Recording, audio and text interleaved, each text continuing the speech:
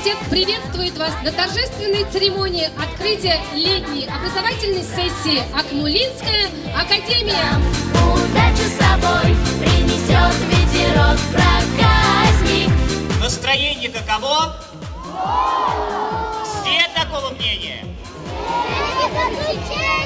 Сегодня дан старт второму сезону летней сессии Акмулинской академии, в которой участвуют 5 образовательных учреждений города Уфы.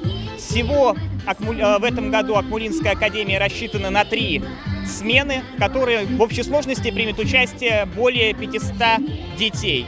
Преподавателями совместно со студентами разработаны общеобразовательные, общеразвивающие программы, которыми дети, в принципе, будут заниматься. Сессия охватывает такие активности, как умный английский, робототехника, виртуальная реальность, художественное мастерство, оригами, спортивные игры и даже бассейн. То есть за день каждый ребенок Акмулинской академии посетит 4 активности, и я думаю, что проведет время с пользой. Ведь главный лозунг нашей академии – это «Познаем науку легко и играючи». Это лето поет